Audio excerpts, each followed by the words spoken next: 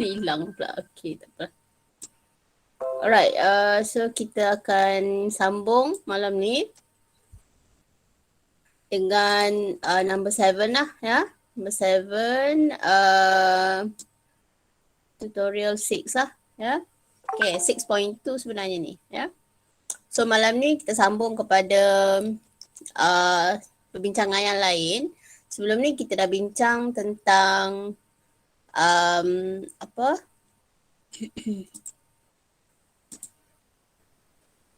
Kita dah bincang tentang dalam predictable kan. Okay. Awak tak mahu. Oh. Okay. Dalam predictable, ni kita ada predictable lah sebab sekarang memang kita belajar predictable kan. Predictable. Kita belajar from left to right. Yeah. From left to right. Apa jadi kepada atomic radius lah. Perbincangan kita atomic radius.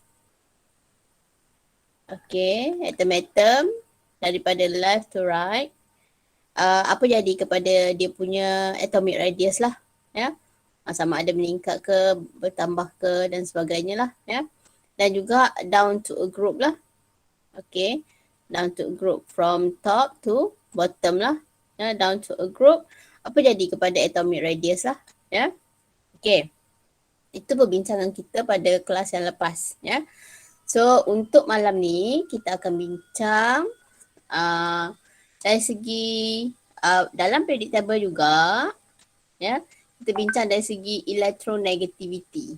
Dari segi electronegativity lah ya, dalam trend untuk electronegativity dalam predictable ya. Okay, sebelum kita pergi kepada electronegativity, perbincangan trend itu, trend dalam predictable ya. Okay, so here we have periodic table kan. Okay, trend untuk electronegativity from left to right, negativity kan. Okay, from left to right. Okay, from left to right or from top to bottom down to a group lah ya. Okay, kita akan tengok dulu apakah maksud ataupun definition for electronegativity itulah ya. Jadi apakah maksudnya electronegativity? Okay, kalau kita lihat di sini, electronegativity is the relative perbandingan, relative tendency of an atom to attract electron. Yang ni dia kata apa? Perbandingan kecenderungan sesuatu atom untuk menarik elektron ke arah dia. Ya, to itself. Okey, contohnya kita katalah kita ada atom X. Okey, dengan atom Y dia buat covalent. Dia mesti a covalent bond lah, covalently bonded. Kan, covalently bonded tu maksudnya dia sharing of the electron lah. Contohnya, katalah kita ada atom X. Atom X ni valence electron dia ada 7. Katalah dia ada 7 kan. Dia ada 7 electron valence. Lepas tu Y ni ada 1 valence electron. Jadi mereka ni nanti akan share the electron lah. Share the electron. So akan membentuk bond yang ni dia share ni kita namakan sebagai bonding electron. Yang ini tak share ni, ini kepunyaan elektron ni kepunyaan X lah sebab dia tak share. Kenapa dia nak share? Sebab dia nak form octet lah ataupun duplet ya. Jadi X ni nanti dia akan share the elektron dia ni. Elektron dia ada dia 7 valence elektron. Y ni ada 1 valence elektron. Y ada 1 valence elektron. X ada 7 valence elektron. Jadi nak X kena capai octet dia kena share elektron dengan Y. Y nak capai duplet. Duplet juga adalah keadaan stable untuk sesuatu atom lah ya. Okey, dia share elektron dengan X lah. Jadi Y capai duplet. Maksudnya dia ada 2 elektron lah. Dia ada 2 elektron. Dekat dia punya valence shell, valence terluar tu lah. Dia ada 2 elektron dekat valence shell dia lah. Ni Y kan. Okay. Manakala X dia achieve attack ada 2, 4, 6, 8 elektron dekat dia punya valence shell lah. Shell kat luar dia, kat luar sekali lah. Shell yang paling luar tu dia ada 8. Okay, 2, 4, 6, 8. Yang ni dia share dengan Y lah. Ni X share dengan Y. Jadi apa terjadi ialah X octet, Y duplet lah. Okay, jadi sekarang ini kita namakan bonding di antara mereka ni, sharing of the electron, we call it as covalent bond lah. Covalent bond. Jadi sekarang apabila X dengan Y ni mereka form covalent bond, sepatutnya elektron sharing ni dia kena bahagi secara adil lah di antara atom X dengan atom Y lah.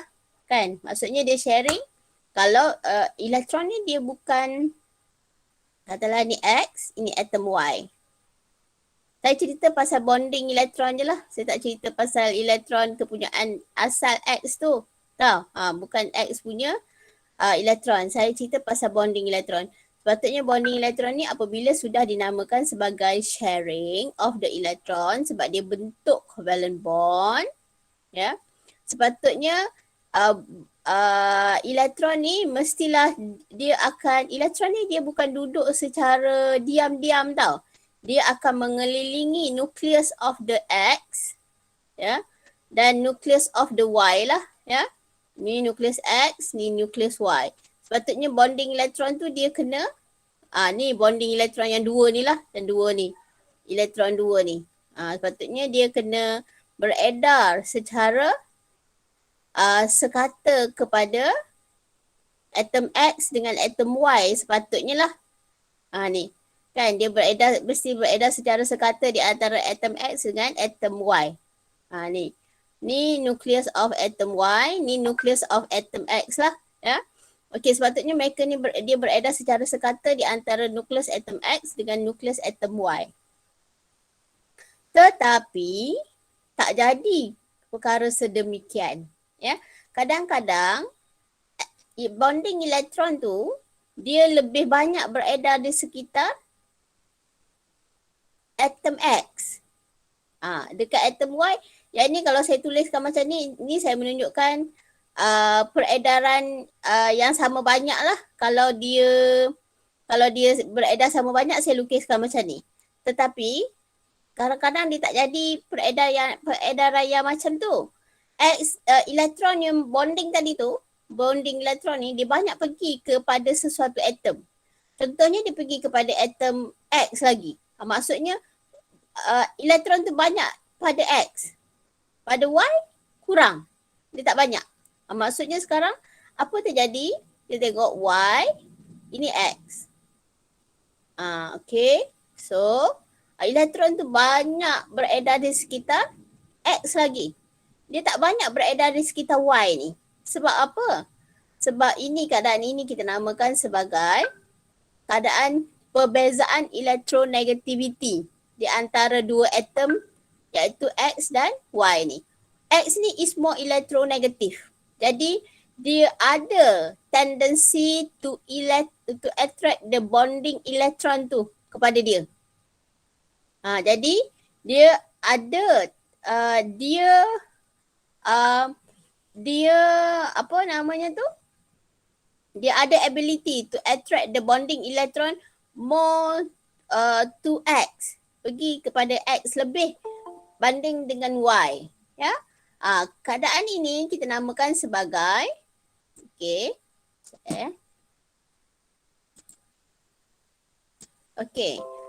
keadaan ini kalau kita tengok, kita namakan keadaan ini terjadi disebabkan oleh X itu mempunyai electronegativity yang lebih tinggi lah, higher electronegativity yang lebih tinggi banding dengan Y. Adakah keadaan ini normal? Yes, keadaan ini normal. Ya, keadaan ini normal. Contohnya lah, katalah kan. Sepatutnya, contohnya apa? Balik kampung, balik kampung kan macam ni. Okey. Contohnya balik kampung raya kan. Okey, saya orang Pahang. Kami orang Perak. Okay. Mak ayah saya dah tak ada. Mak ayah tak ada dah. Okey. Dululah. Ni mak ayah masih ada lah. Ni mak ayah saya dah tak ada dah. Mak ayah masih ada. So setiap kali raya kebanyakannya saya akan habiskan masa dekat Perak lah. Saya akan raya dekat Perak. Okey, tahun ni kampung awak. Tahun depan kampung awak lagi. Tahun satu lagi kampung awak lagi kan. Kampung saya sepanjang saya kahwin rasanya 3 kali je kot balik kat Pahang tu. Sebabnya kalau saya balik memang tak ada orang. Raya kat Pahang tu memang tak ada orang. So saya nak balik buat apa? Tak guna kan. So baik saya balik Perak. Macam tu lah. And keadaan ini this is normal lah. Ya, keadaan ini normal. Okay. So kalau kita tengok di sini, adakah normal di mana bonding elektron ini pergi banyak kepada atom X? Yes, normal. Kenapa? Sebab X mempunyai elektronegativiti yang lebih tinggi berbanding dengan Y. Ya, X boleh menarik bonding elektron ni lebih. X boleh menarik bonding elektron kepadanya lebih berbanding dengan Y apabila mereka membuat covalent bond. Patutnya dia kena sama lah. Patutnya bila kahwin tu kan. Okey, tahun ni kampung awak, tahun depan kampung saya, tahun satu lagi kampung awak pula. Lepas tu kampung saya, kampung awak ini, kampung awak je kan. Tak balik kampung saya kan. Contoh macam tu lah. Tapi that is normal lah. Ya. Saya pun tak mau balik sebab ada orang kat rumah kan. Macam tu lah. Contoh analogi je. Ya. Okey, jadi sekarang kalau kita tengok jadi inilah yang dimaksudkan dengan elektronegativiti lah. Ya, elektronegativiti kalau kita tengok, apa maksud elektronegativiti? Ialah relative tendency of an atom to attract electron to itself. Ya. Okay. Kalau kita tengok relative tendency of an atom to attract the electron, ni bonding electron lah sepatutnya ni, bonding electron lah. Bonding electron, okay, to itself and covalently bonded to another atom. Okay, jadi sekarang kita cuba belajar trend untuk elektronegativity dalam periodic table. Okay, so sekarang katalah saya ada atom. Katalah saya buat bonding di antara karbon dan oksigen. Kan? Karbon dan oksigen lah. Ya. Okay, katalah saya ada bonding di antara karbon dan oksigen. Yang mana is more electronegative?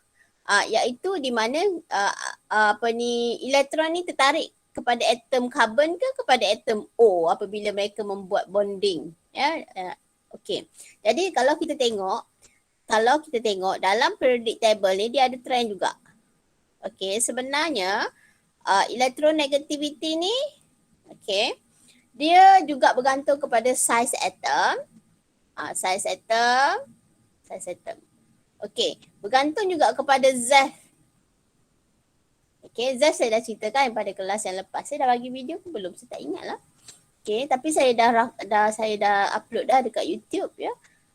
Tapi saya tak tahu saya bagi belum kat kamu ya. Lepas tu Z bergantung kepada size atom lah. Okay, the higher the Z, the smaller the size atom, the higher the proton number lah. Okay, yang ini kita dapati the stronger the electronegativity. Ni, the stronger the electronegativity lah. Ya. Alright. Jadi sekarang kalau kita tengok, kalau kita bandingkan di antara karbon dengan oksigen, we know that the position of carbon dekat sini lah, dia group 14. Then oksigen is in group 16. Maksudnya from left to right. Kan? From left to right. Jadi, kalau kita tengok, mereka ni berada dalam period yang sama. That is, they are in the period 2. Ya. Okay, jadi sekarang kalau kita tengok, proton number oxygen more than carbon. Tahu? Proton number oxygen is more than carbon lah. Okay. Carbon, oxygen mempunyai proton number higher. Ya. Bigger proton, more proton number lah. Ya. So, bila more proton number, okay, Z increase. So, bila Z increase, apa terjadi ialah nuclear attraction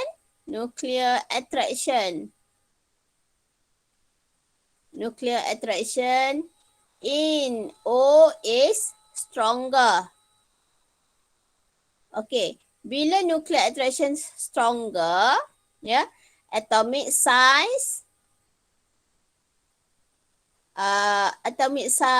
decreases. Jadi bila atomic size decreases, okay, bonding electron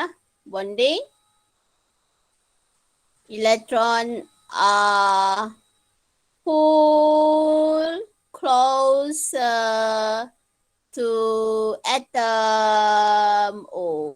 Jadi bila bonding electron pull closer to atom O, that means O has higher electronegativity lah. Macam tu, ya. Ini kita nak bandingkan di antara dua atom. Ini saya bandingkan di antara dua atom lah, carbon dengan oksigen, ya. Di antara carbon dengan oksigen, kita dapati oksigen has more proton number lah, sebab carbon dia ada 6. Oksigen ada 8 proton number. Okay. Jadi apa yang berlaku ialah Z untuk oksigen lebih besar. Jadi nuclear attraction dalam O is stronger, atomic size O smaller. Then kalau dia ada bonding electron, oxygen atom can attract more the bonding electron to itself. Tahu? The oxygen atom will attract the bonding electron more compare dengan carbon lah, ya. Jadi kita katakan bahawa oxygen has higher electronegativity. Macam itulah, ya. This is the point yang kamu bila nak cerita tentang electronegativity, then this is the point that you should have in your answer, ya. Proton number, Z, nuclear attraction, atomic size. Lepas tu kita lead kepada electronegativity, bonding electron are pulled closer to the atom yang higher, yang more electronegative tadi. Then kita nyatakan bahawa atom O ini has higher electronegativity lah, ya. So ini kalau kita ada dua atom. If we have across a period. Ni kalau jawapan untuk across a period. From left to right. Normally kita akan cerita from left to right lah. From left to right, across period 2, ya. Electronegativity increases. Ya. Because across a period, the atomic size decrease. Become smaller lah. Sebab apa? Atomic size decrease? Sebab proton number bertambah. Greater nuclear charge. Thus attraction for electron increases. Yang ni dia tertinggal apa? Tak ada tinggal apalah ni. Nuclear attraction. Dia letak Z je, tapi dia tak letak nuclear attraction lah, ya. Jadi sekarang kalau kita tengok across period 2, electronegativity increases. Because, ya, yang ni dia tak ikutlah macam ayat saya. Ayat saya bagi dalam bentuk point. Kamu nak bagi dalam bentuk point pun boleh, nak buat dalam mengayat pun boleh. Sebab kita tak macam bio punya jawapan. Bio kalau essay you have to write in form of essay. Dia tak boleh dalam bentuk point. Chemistry, as long as your point is there, then you can get mark. Macam tu. Don't worry. Ya, normally untuk chemistry lah. Tapi fizik saya tak pasti, tapi bio kalau essay kena essay. Tak boleh buat dalam bentuk point dan sebagainya lah. Ya, tapi chemistry dia ada kelonggaran sikit lah. Ya, okay. Jadi sekarang ini dalam bentuk ayat lah. Across period 2 from left to right, electronegativity increase. Ni dia ambil point yang terakhir sekali lah. Ya. Because across a period, the atomic size decrease. Smaller lah. Atomic size smaller. Due to the increasing of proton number and greater effective nuclear charge. Thus, the attraction for electron increases. Ini dia nak menceritakan tentang electronegativity bagi elemen dalam period 2 lah. Ya, period 2 contohnya katalah kita ada, dalam period 2 kita ada lithium, kita ada beryllium, kita ada boron, kita ada carbon, kita ada nitrogen, kita ada oxygen and fluorine. Yang paling tinggi electronegativity ialah fluorine lah. Sebab kita ada from lithium, beryllium, boron, carbon, nitrogen, oxygen and fluorine. Fluorine mempunyai highest electronegativity. Atas alasan yang kita nyatakan tadilah, sebab dia paling banyak proton number, paling ZEF paling kuat, atomic size paling kecil. Jadi dia kalau dia digandingkan contohnya karbon dengan fluorine buat bonding. Jadi elektron ni confirm lah pergi kepada fluorine. Tahu? Kalau dia dibandingkan oksigen dengan fluorine buat covalent bond, confirm lah bonding elektron ni akan pergi kepada fluorine. Sebab apa? Fluorine mempunyai electronegativity yang paling kuat di antara ke 1, 2, 3, 4, 5, 6, 7. Ke-7 atom ini. Boleh ya? Macam tu. Okey, boleh salin dulu. Harap-harap kamu faham ya. Saya punya penerangan yang panjang dan sangat lebar ni ya. Boleh salin ni dulu. Apa maksud electronegativity and across a period lah. Salin dulu A dan B.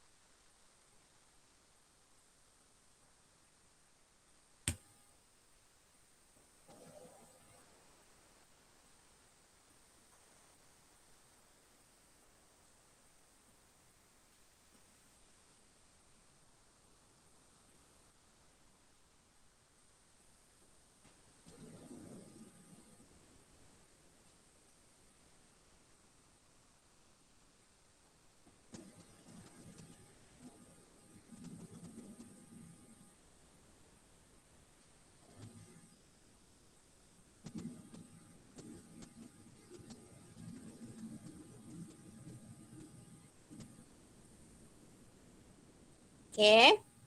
Dah ya. Alright. Jadi sekarang kalau kita nak bandingkan electronegativity down to a group lah. Dah habis ke? Dah habis salin dah ni. A dan B. So saya padam. Tadi kita ada from left to right. But now kita cuba tengok down to a group lah pula.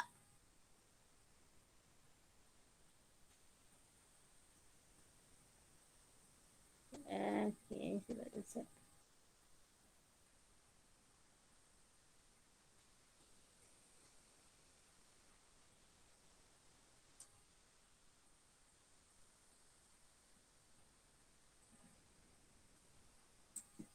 Okay, sekarang kita cuba tengok down to a group. Okay, going down to a group. Okay.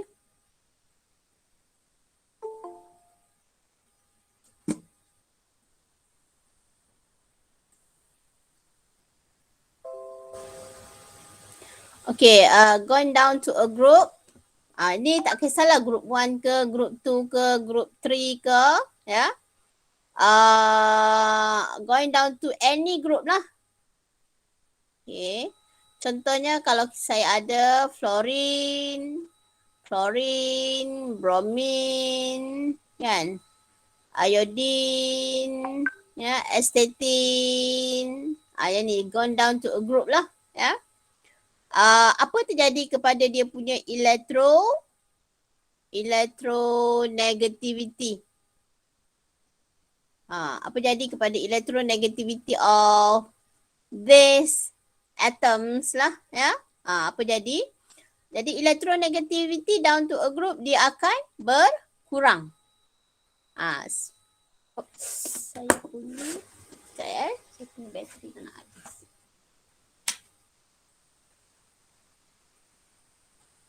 Okay. Going down to a group, electronegativity dia berkurang. Sebab apa? Kita tengok saiz bagi atom itu daripada atas ke bawah dia menjadi semakin besar. Jadi semakin besar lah. Jadi bila dia menjadi semakin besar, apa terjadi? Gone down to a group, ya. Semakin besar kita dapati number shell dia increases lah. Number of shell increase. Going down to a group, going down to a group, number shell bertambah. So, bila number shell bertambah, shielding effect. Ingat baliklah apa shielding effect ya. Kalau tak ingat, kena ingatlah. Ini setelah nanti saya bagikan video. Saya tak tahu saya dah bagi video ke belum. Ya. Saya cerita Zeff, shielding effect tu semua ya. Okay, jadi sekarang going down to a group, number shell increases. Jadi shielding effect increase. So, bila shielding effect increase, nuclear attraction towards bonding electron decreases. Jadi nuclear attraction towards bonding electron increases lah. So contohnya bandinglah kita buat bonding between F dengan bromine. Ni bonding lah, F dengan Br. Kita katalah mereka ni buat bonding lah, ya. Okey, jadi bonding elektron ni, okey, dia confirm pergi kepada F lagi. Tahu? Banding dengan Br. Sebab apa? Okey, sebab kalau kita tengok Br ni, ability nak tarik elektron tu dia lebih rendah. Br mempunyai ability to attract the electron smaller or lower compared than F. Sebab number shell dia bertambah. Shielding effect bertambah untuk Br. Jadi nuclear attraction towards bonding electron to decrease. Jadi electronegativity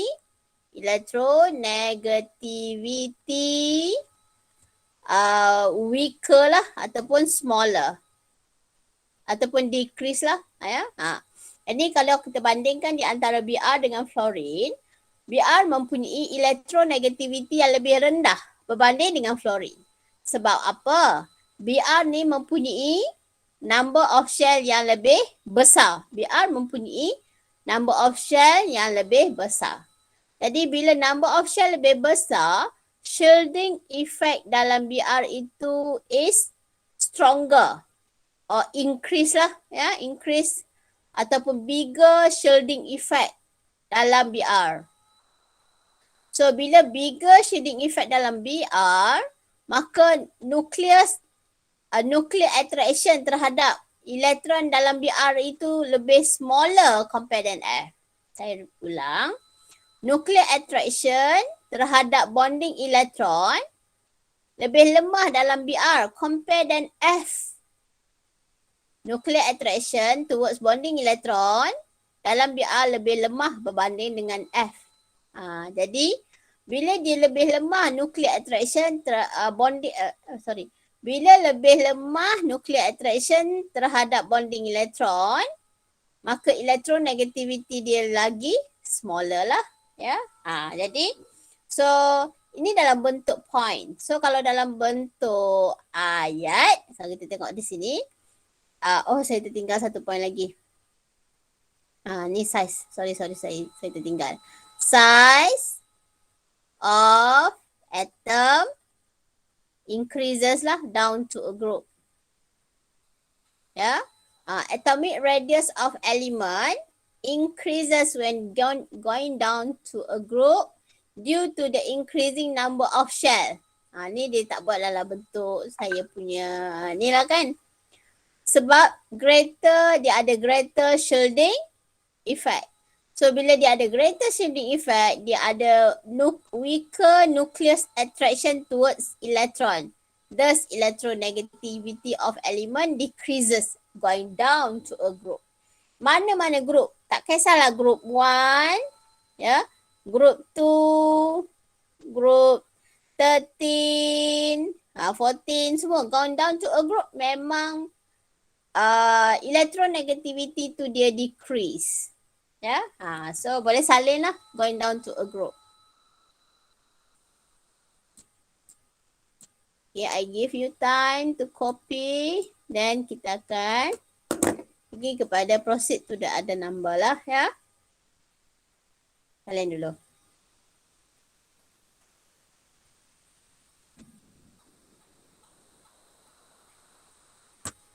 Dah habis? Beritahu ya.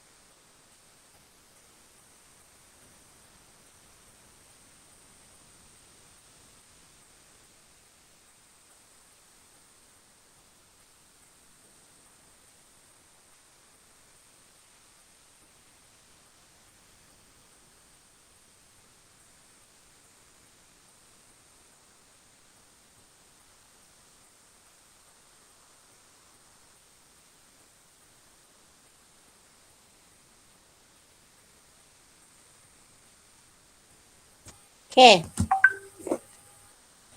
Dah ya? Dah habis? Going down to a group.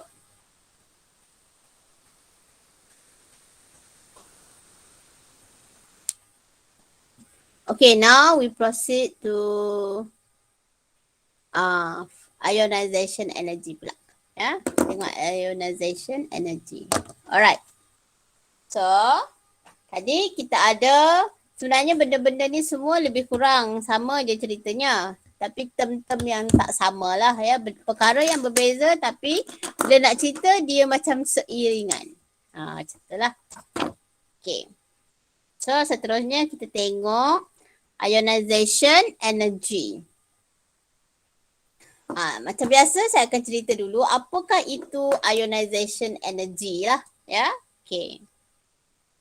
So, ionization energy. Okay, katalah kita ada atom. Kita ada atom, contohnya kita ada atom lithium lah, kan. Atom lithium dia ada, okay, this is the lithium atom. Okay, ni nucleus of the lithium atom lah.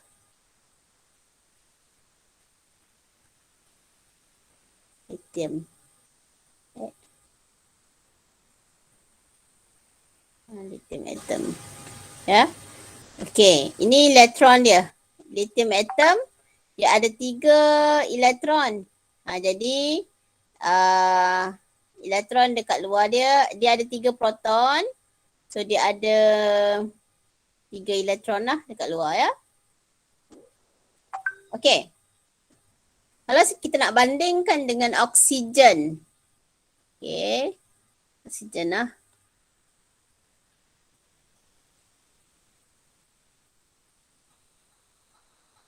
Yeah. This is oksigen. Ni nukleus lah. This is the nucleus of oksigen lah. Oksigen dia ada sebanyak 8 proton lah. So dia akan ada sebanyak 8 elektron lah dekat luar dia. 2, 4, 5, 6, 7, 8. Jadi kan. Jadi sekarang, okay, kalau kita bandingkan lithium dengan oksigen, kan. Shell sama.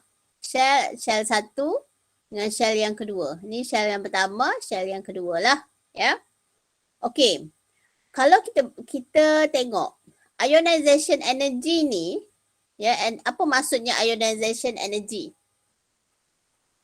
Ionization energy, dia kata kat sini, first ionization energy is the amount of energy required to remove 1 mole electron from 1 mole of gaseous atom.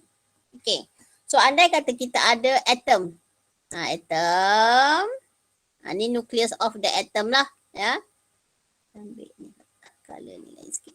Oh, merah. Okay.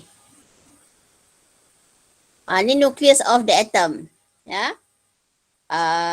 Jadi sekarang, kalau katalah kita ada elektron kat sini lah. Awak color ni.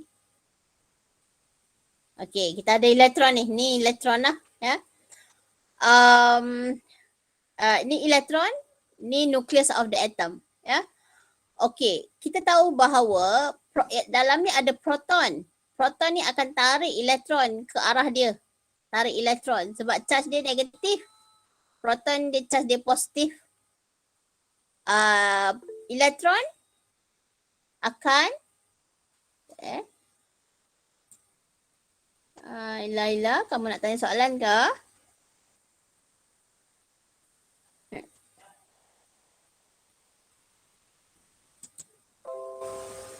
Okay. Jadi sekarang kalau kita tengok, ni elektron, ini nucleus of the atom. Elektron ni akan ditarik ke arah center of the atom lah, ke arah nucleus. Kan? Jadi, apakah proses ionization? Proses ionization ialah kita nak tarik elektron ni keluar daripada atom. Kita tarik elektron pertama yang keluar daripada atom, ini kita namakan sebagai first ionization energy. Okay.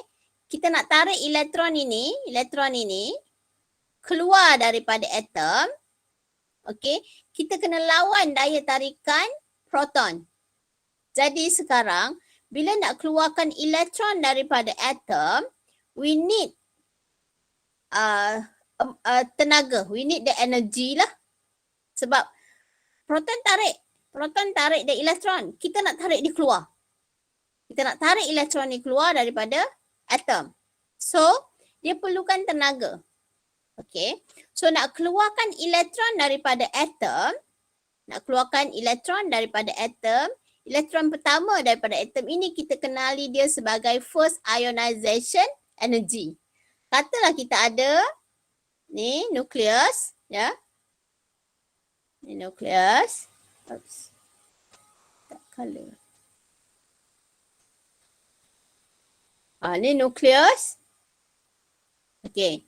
Katalah elektron tu, okey, ini ada elektron pada shell yang pertama. Okey. Ada elektron.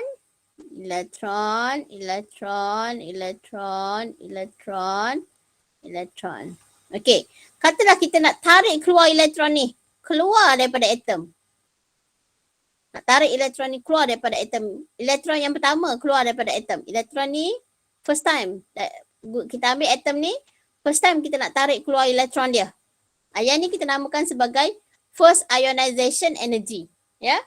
Maksudnya kita nak ionkan dia menjadi cation lah. Menjadi cation. Cation. Ya. Okey. Jadi sekarang bila kita nak keluarkan elektron ni, ya, kita perlu berikan tenaga lah. Kita kena guna tenaga untuk tarik elektron ni keluar daripada atom. Okey. Jadi bila kita perlukan tenaga, ya, tenaga yang minimum amount of energy required. Energy required to remove electron from atom. Jadi situasi untuk atom ni kita mesti dia jadikan dia dalam keadaan bergas lah. Dia mesti gaseous atom. Dia mesti gaseous atom. Dia mesti gaseous atom. Ya. Atom tu mesti, itu dari segi praktikalnya, atom tu mesti dalam keadaan gas. Ya. Dari segi definition selalunya kita akan letak 1 mole of electron. Ni 1 mole of atom. Sebab selalunya ionization energy kita akan buat dia dalam bentuk 1 mole lah. Tapi sebenarnya berlaku kepada satu atom. Tapi bila kita nak berikan definition, then you have to give for 1 mole. Ya, for 1 mole lah. Ya. Macam tu. Okey, jadi sekarang kalau kita tengok, okey, tenaga yang diperlukan untuk kita mengeluarkan elektron daripada atom, ini kita namakan sebagai ionization energy. Ionization energy lah. Nak keluarkan elektron daripada atom, tenaga yang digunakan untuk keluarkan elektron daripada atom, itu kita namakan sebagai ionization energy. Energy that needed to remove the electron from the atom, we call it as ionization energy. Ya, ionization energy lah. Ya, itu maksudnya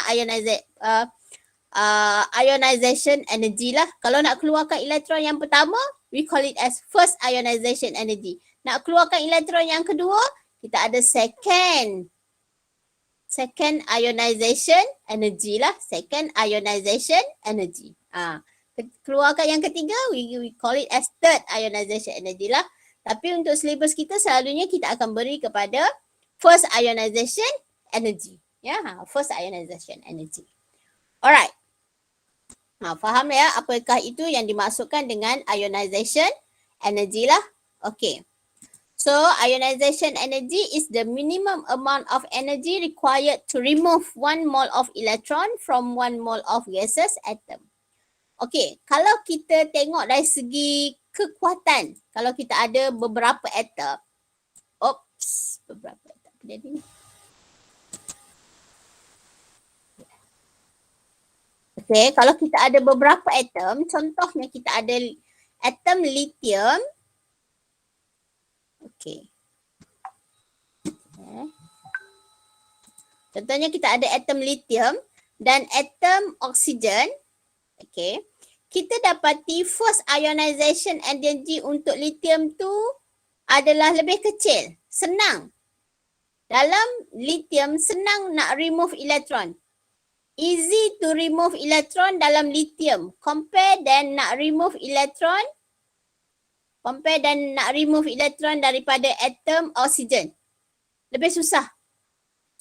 Lebih susah nak remove electron dalam oksigen atom. Compare dan dalam lithium atom.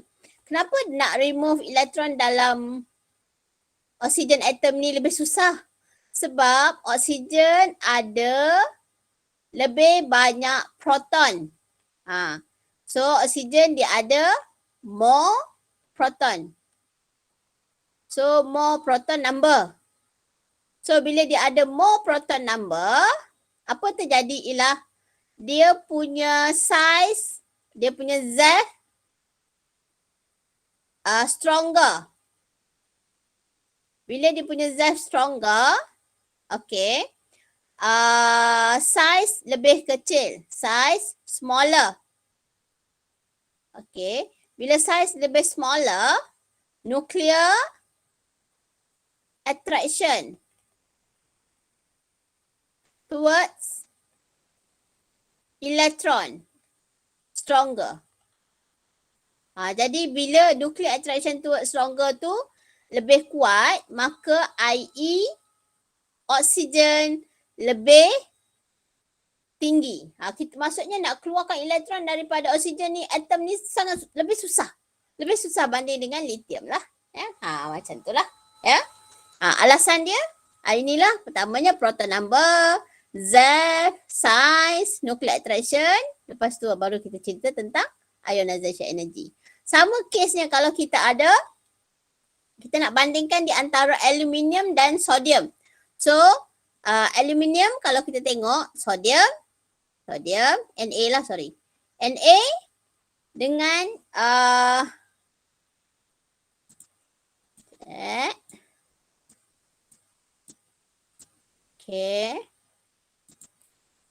Okay, dalam periodic table, Na kedudukan dia dalam period 2. Period 3, sorry. Period 2. Tapi group 2. Aluminium dalam group 13 lah. Kan? Ada group 13. Jadi, kalau kita tengok bandingkan ionization energy dalam Na dengan Al ni, Al lebih higher or stronger. Higher first IE. Okay, explain why the first IE of aluminium larger than that of sodium. Dia kata kat sini, first ionization energy untuk aluminium ni lebih higher compared than sodium. Sebab apa? Sebab kalau kita tengok di sini, dia tak cerita pasal apa. Dia tak cerita pasal proton number lah. Sebab kalau kita tengok di sini, Al has more number of proton lah. Kamu tambahlah dalam jawapan tu nanti ya. Okay. Al has more number of proton. Ya. So bila dia has more number of proton, jadi ZeV dia stronger. ZeV Al stronger lah. Ya. So bila ZeV Al stronger, size Al smaller. Okay. Jadi kita dapati nucleus attraction between nucleus and the valence electron. Jadi nuclear attraction. Nuclear attraction towards valence electron lah. Valence electron lah. Ya, valence. Valence electron is stronger lah. Okay, jadi more energy needed to remove electron in Al. Jadi more energy. Sekejap. More energy. Alah, apa ni madam? Tulisan tak pokok no ni. Okay. More energy, E tu energy lah. Ya, more energy needed to remove electron in Al. Jadi, Al has higher first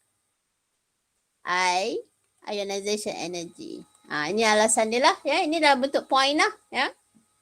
Okay, boleh salin ni. Or you can also copy yang bahagian atas tu. Ya. Tapi ini tak lengkap jawapan dia. Ya. Boleh jugalah kalau nak ambil tu ya. So this is the answer lah. Then you can copy. Okay, saya tunggu kamu copy dulu.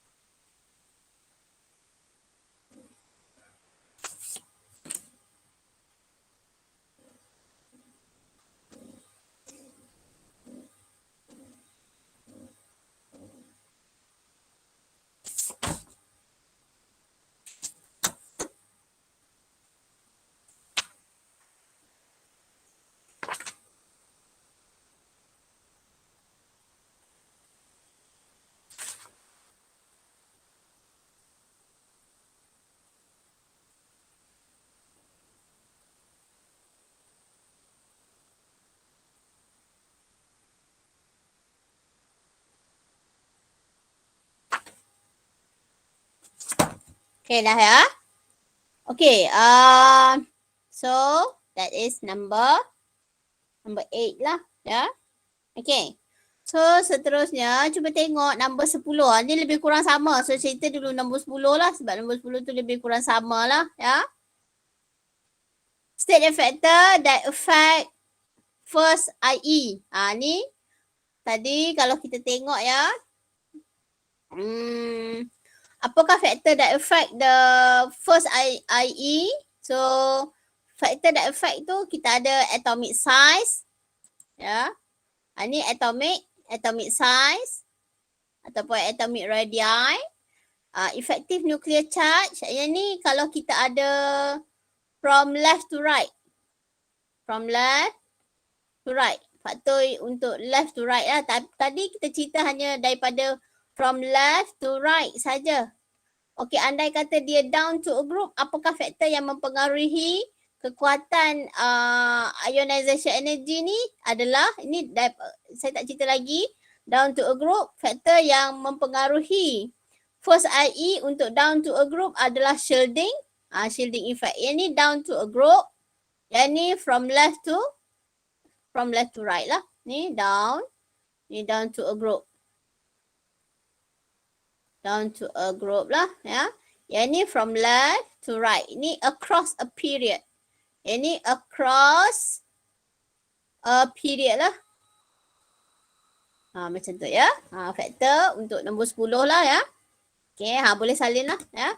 Atomic radii, effective nuclear charge and the shielding effect. Itu faktor yang affect the ionization energy. Tengok nombor 10 sebab kenapa saya bincang nombor 10 dulu sebab dia lebih kurang cerita yang saya nak sampaikan dalam nombor 8 lah ya.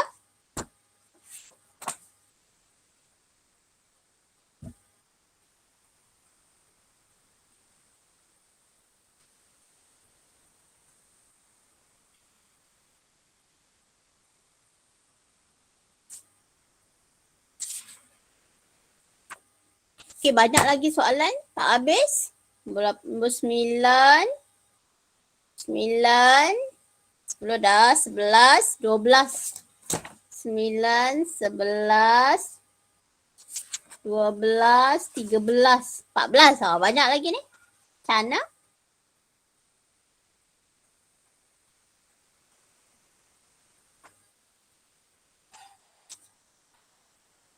Okay. Kamu kalau saya sambung lagi sikit boleh ke? Okey ke? Tengok nombor 9 ya. Naik ke? Kamu dah seharian belajar kumulatif.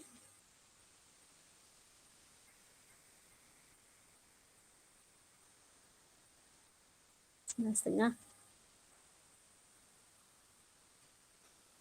Okey. Kalau saya sambung boleh tak? Okey ke tak okey? Kalau tak nak, tapi saya sebab minggu depan minggu depan saya kena masuk kepada chapter 7 sebab saya dah dapat soalan assignment. Tahu tak? Soalan assignment, saya dah dapat soalan assignment. Jadi saya kena release soalan assignment tu untuk kamu buat. Soalan assignment tu chapter 7. Macam tu. Jadi boleh tak saya nak minta ihsan daripada kamu untuk kita buat kelas hujung minggu ni untuk habiskan. Anda kata saya tak boleh habis. Memang tak boleh habis lah. Confirm lah chapter 6 ni. Saya akan buat kelas hujung minggu ya. Macam tu. Sebab masa cuti dulu saya tak berani nak buat. Memang kena warning kami habis-habisan lah. So saya tak berani nak buat. Cuti mid-sem break jangan. Tu lah ada student ada yang tanya kan. Madam eloklah buat sebab masa ni kami relax. Tapi saya tak berani. Saya takut. Kan? Saya takut nak buat. Jadi tapi kalau weekend ni okey lah. Cumanya dengan syarat jangan wajibkan. Tapi sebenarnya saya kalau boleh nak wajibkan lah kan. Tapi jangan kata wajib. Macam tu lah. Tapi saya kena bagi info saya kena WhatsApp dalam grup kelas tak wajib. Tapi sebenarnya saya sangatlah mengharapkan kedatangan kamu kan. Macam tu lah ya. Okay, kita buat lagi satu soalan, lepas tu kita berhenti tapi kita akan buat kelas satu kelas lagi hujung minggu ya. Macam tu. Dah ya. So saya harap-harap sangatlah kamu akan datang lah ya. And berilah berilah feedback lah masa saya tengah ajar ke, tanya ke soalan sebab kadang-kadang saya tak tahu apa yang kamu tak faham. Sebab bila saya bercakap je lah daripada apa yang saya rasa sudah tak faham. Tapi kadang-kadang bila saya cerita dari segi ni, mungkin student tak faham dari segi lain macam tu. Jadi kamu berilah feedback kat saya ya masa kelas ke, elok macam tu. Sebab saya boleh explain banyak kali. Saya seronok je bercakap ni kan. Cikgu ni kalau bercakap ni memang dia seronok. Dia suka kalau suruh bercakap kan macam tu. Jadi kamu bagilah, tanyalah soalan. Ya, kalau apa-apa ya. Alright, kita buat satu lagi soalan. Lepas tu kita stop ya. Macam tu. Alright, kita tengok soalan nombor 9. The table below show element and their respective proton number lah. Ya, okay. So kita ada elemen T, U, V, W. Okay. Answer the following question based on the information above. Compare and explain. Dia suruh kamu compare dan kamu kena explain. Okay, kalau kita tengok di antara T and W. T and W. Okay, kita tengok di manakah kedudukan T and W dalam periodic table. So cara dia macam mana nak buat ialah kita buat electronic configuration untuk T. So electronic configuration untuk T adalah 1s2, 2s2, 2p4. Maksudnya dia dalam period 2, dia dalam group 16. Di manakah kedudukan dia? Di manakah kedudukan dia? Okey. So sekarang kalau kita bandingkan, T tu duduk dia dekat kawasan sinilah. This is T. Kan? Okay. W, cuba tengok W. Okay, 1s2, 2s2, 2p6. This is already 10. Okay. 3s2, 12, 3p 12 kan? 4. Oh sama, dia berada dalam grup yang sama lah. Maksudnya T kat sini, W kat sini. Maksudnya dia dalam grup same group lah. Yang manakah atomic radius lebih besar? Sorry. It's okay. Compare and explain atomic radius. Atomic radius mana lebih besar? Of course kita ada this one is bigger. This one is smaller. Okay. Okay. Kalau kita tengok atomic radius T itu adalah smaller. Atomic radius T lebih kecil. Sebab T dia duduk dalam group 16. Group 16 lah. T smaller compare than W. Okay. Macam mana kita nak cerita ni? Sebab kita nak kena explain ni. Kita compare dulu. Atomic radius T smaller compare than W. Okay. Jadi sekarang kalau kita tengok apa point yang kita kena ada, ya. Kita nyatakan bahawa T and W are element in the group 16. Nyatakan di dalam group 16. Okay. T come from period 2 while W is in period 3. Okay. W has one extra shell than T. Okay. Jadi kalau W has ada satu extra shell, maksudnya dia ada greater shielding effect. So bila dia ada greater shielding effect, dia ada weaker nucleus attraction towards valence electron. Jadi kalau dia weaker nucleus attraction towards valence electron, maka atomic radius T lebih thus W has larger atomic radius than T. Ini faktor shielding effect lah ya. Nak menentukan sama ada yang mana satu lebih besar ataupun yang mana satu lebih kecil. Okey. Boleh salin dululah ya. Salin.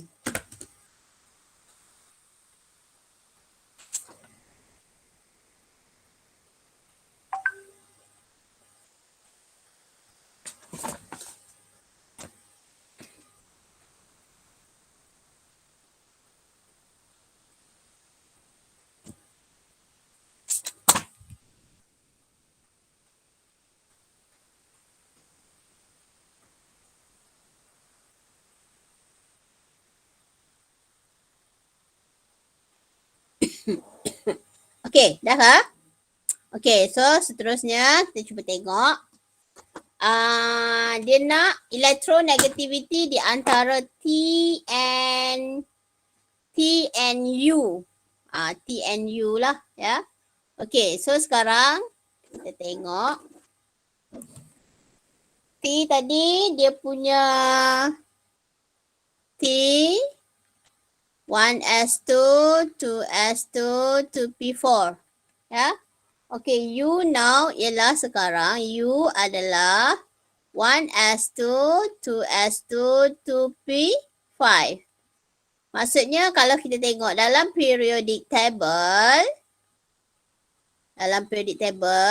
okay, mereka ni berada pada grup period yang sama. Okay, T ada kat sini, U ada dekat sini lah. U ada dekat sini lah sebelah. Maksudnya T left, U berada lebih ke kanan lah. Ya. Okay, jadi sekarang yang ini faktor Z. So apakah jawapan dia? Mari kita tengok. Ni. T and U come from period 2. Kan? Tadi kedudukan dia dalam periodic table. Okay, dia berada dalam period yang sama. T dekat sini, U dekat sini lah. Okay, T and U from period 2. Where U has higher proton number than T. Proton number U higher. U has higher Z. Okay, jadi higher Z stronger nucleus attraction. Ya.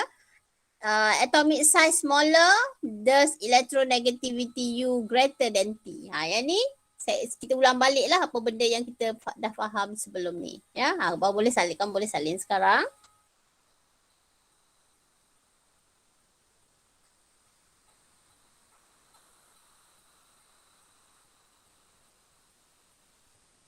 Okay.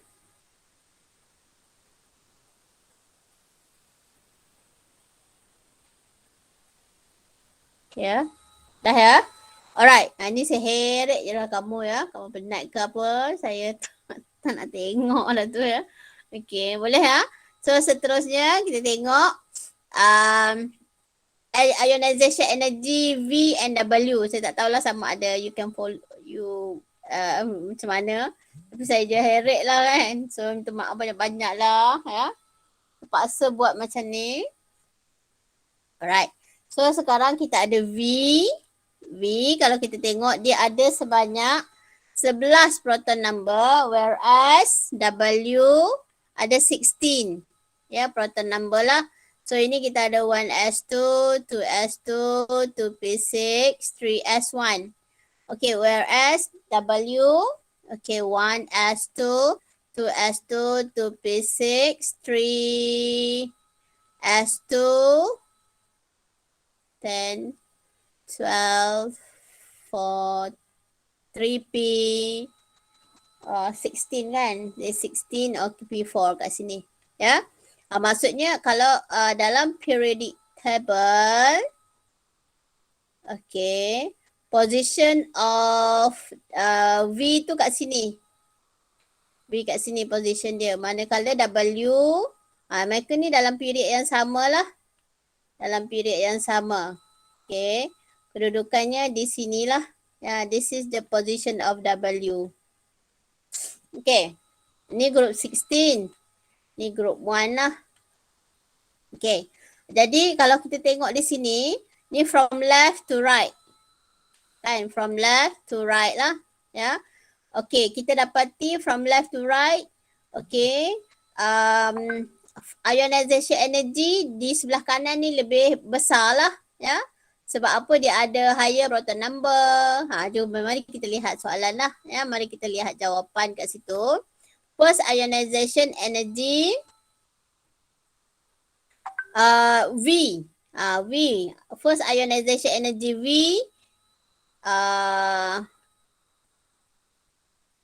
V is lower effective nuclear charge. Okay. Kalau kita tengok di sini, V mempunyai ZeV yang lebih lemah. Ya. Okay. Dan mempunyai size yang lebih besar compare dengan W. Okay. Jadi V ni mempunyai weaker attraction towards valence electron dia. Jadi dia senang nak remove elektron dalam V compare dengan dalam W. Jadi first ionization energy V dia lebih rendah. Lebih rendah lah ya. Jadi first ionization energy untuk V lebih rendah compare dengan W lah ya. Boleh salin sekarang. Saya suruh kamu menyalin je pula ni kan. Okay, boleh salin.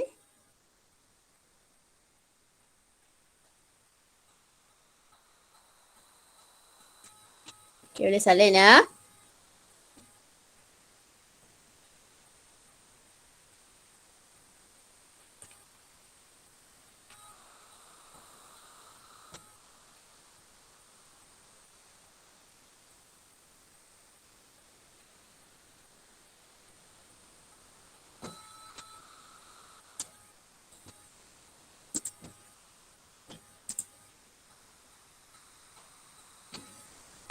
Salin dulu.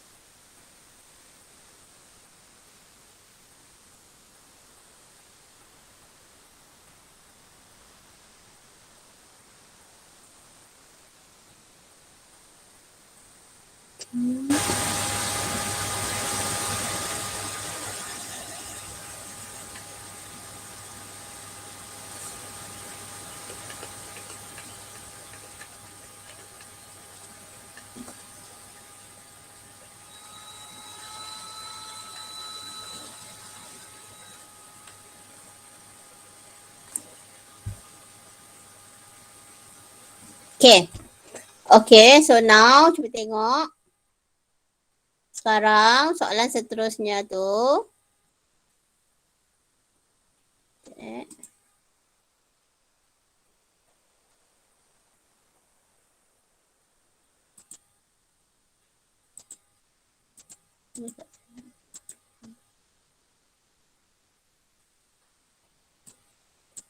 Sorry.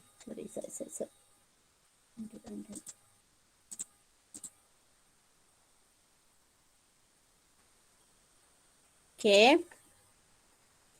Undo. Okay, tak mau undur dah. Biar je. Okay, jadi sekarang kita tengok soalan tu balik. Dia kata, which element has greatest electronegativity? Yang manakah di antara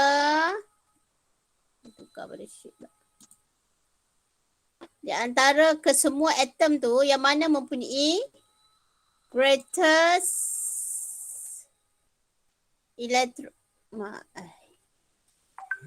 apa dia bunyi? Tu saya pelik-pelik ke? Apa dia ni? Okay, electronegativity. Yang mana mempunyai greatest electronegativity. Jadi atom yang mempunyai greatest electronegativity adalah daripada kiri ke kanan dan ke arah atas. Jadi yang mempunyai greatest electronegativity adalah elemen U lah. Ya, elemen U mempunyai, dia duduk di penjuru atas kanan. Ni kat sini dia mempunyai greatest electronegativity lah ya. Okay. Kemudian yang mana paling senang nak membentuk cation adalah V. Kenapa V? Sebab dia atom besar. Dia nak bentuk cation tau. Dia nak bentuk cation. Maksudnya paling rendah IE dia. Paling rendah IE adalah V. Sebab dia atom paling besar dan paling rendah, paling lemah tarikan nuclear attraction terhadap valence elektron. Macam tu. Boleh ha? So, yang paling senang nak form cation adalah elemen di sebelah sini lah. Elemen metal. Selalunya nak bentuk cation adalah metal lah. Ya. Jadi V. Ya. So, itulah alasan-alasannya. Okey, ada apa-apa nak tanya tak? Saya rasa kita sampai sini dulu, sampai nombor 9. Ya, kalau tak faham, kamu tengok balik lah saya punya video ni ya. Macam Okey, saya nak stop recording dulu. Nanti panjang sangat videonya.